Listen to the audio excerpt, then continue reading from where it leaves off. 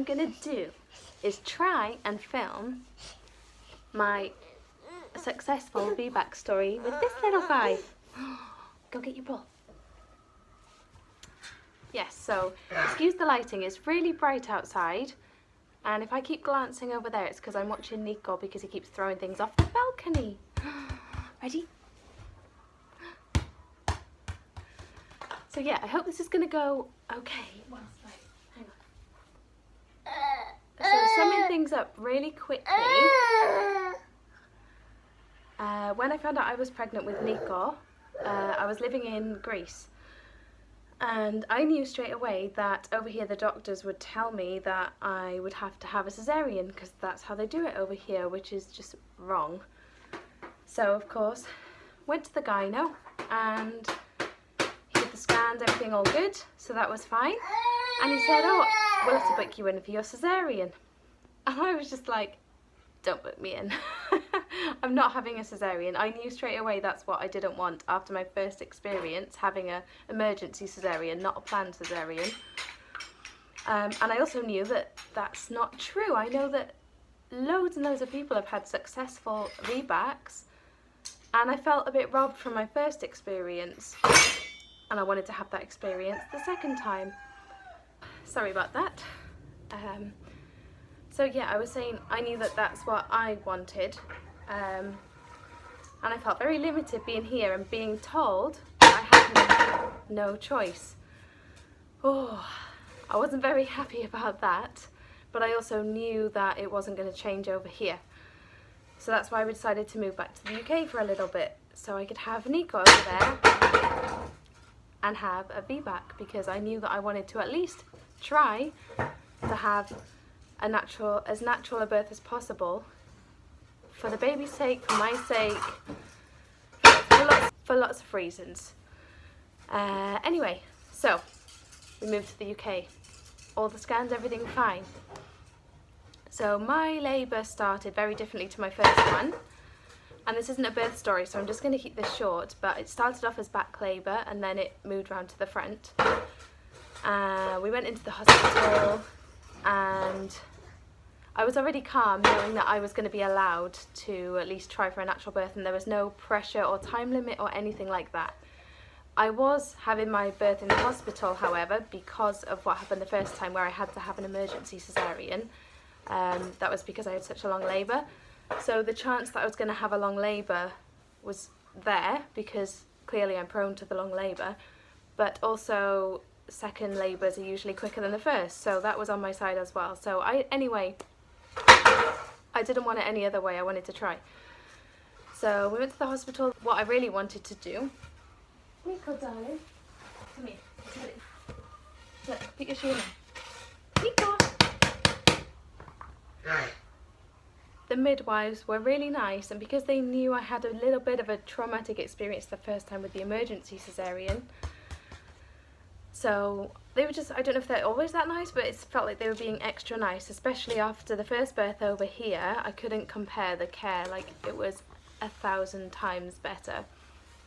They let me go to the birthing pool straight away, and I thought, because I had to be monitored constantly, I thought that I was going to actually have to get out of the pool to birth my boy, but they said that I could birth him in the pool. So I was so happy, because that is exactly what I wanted the first time with Isabella, except they don't have that facility over here, so I couldn't.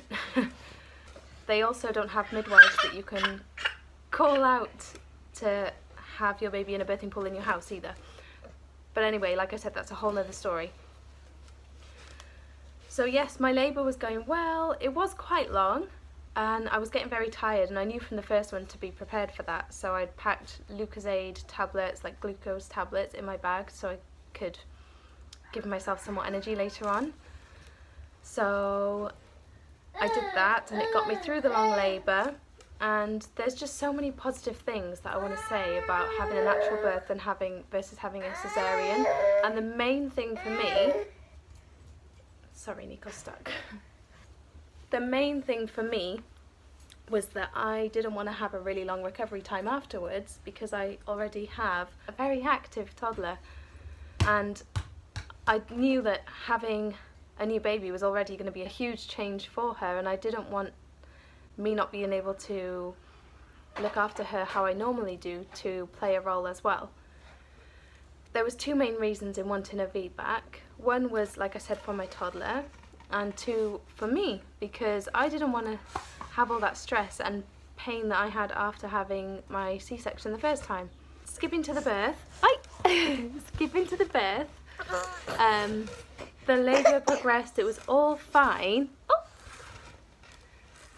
Something I'd never done before that was new for me was actually birthing the baby through the canal. My first labour with Isabella, I'd already got all the way up to the transition phase where you think you can't do it anymore, and that's when my C-section happened. So I'd already laboured before. The only thing that was new to me was going to be actually birthing the baby, and honestly, that was the bit I was terrified of. That's the bit I've been terrified of since before I had any kids, and honestly, the labour is so much worse than birthing the baby. The actual birth, where you have to do the pushing, is really nothing. Like, if you've got that far, then you can birth your baby. Honestly, I was so terrified of tearing and ripping or them cutting me or something like that. That was my worst fear about having a Vbac. And yes, I grazed. They called it grazed because I did need a few stitches at the end after the birth. But honestly, you don't feel it at the time. You do not. If you've got that far with your contractions, you know how painful contractions can be. If you can get through those contractions, that end bit is nothing. Honestly, just trust me on that. Don't be scared of that. So yes, I birthed him, and it was all over so quickly, really. So he was born. Then I had to wait for my placenta, and I had a huge placenta. The midwife said she'd never seen one that big, and I actually think that it was the placenta that grazed me, because I felt something, I think, when I birthed the placenta, but I felt no pain of that, like that, when I actually birthed the baby. There was just a little bit of soreness on the actual outside when I birthed the placenta, so I think it was actually that, but normally you wouldn't have a placenta that big. I don't know why it was that big. Nico, can you bring that over here? Put it in here, darling. Come and put it in here. Look. Come and put it in here. He's still throwing things off the balcony. So yes, baby was born. I needed some stitches, which they give you local anaesthetic for. Wasn't pleasant, because I'm not a fan of injections anyway. I'm not gonna lie, it wasn't pleasant, but once you've got your baby in your arms, it's okay, like you can handle that.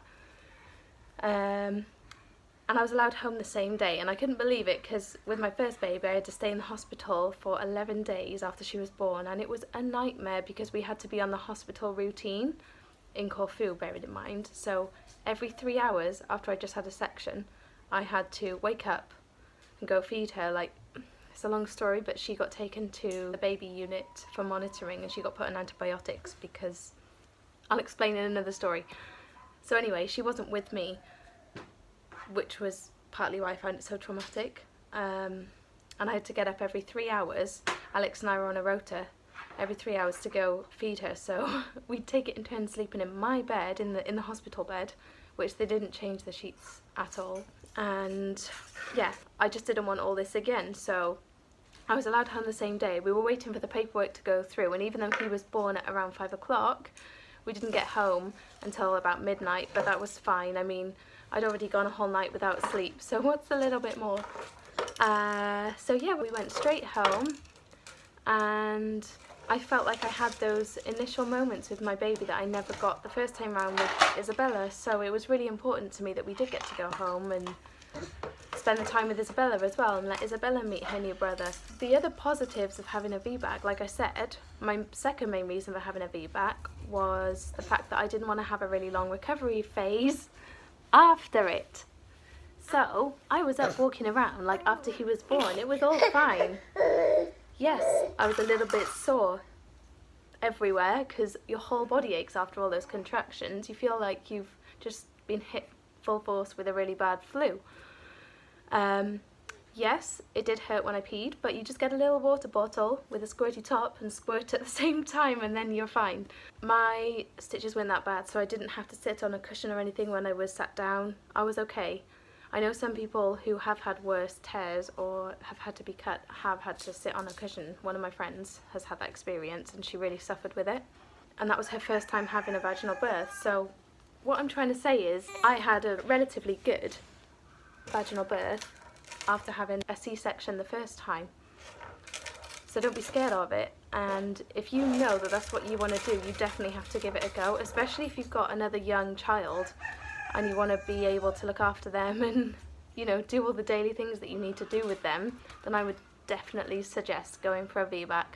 And my babies are only 18 months apart, so that's quite close together, and I know depending on where you live, like the policy here is that once you've had one caesarean, then the rest of your births are going to be caesarean, which is just insane.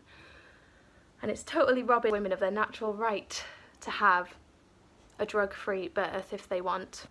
But yes, depending on where you live. If you're in the UK, as far as I know, if you had no complications the first time round during pregnancy and labour, then you can have a VBAC. So yes, to sum up, VBAC positives. Hardly any recovery time afterwards compared to having a caesarean. Oh, thank you. He's brought me a walnut. Number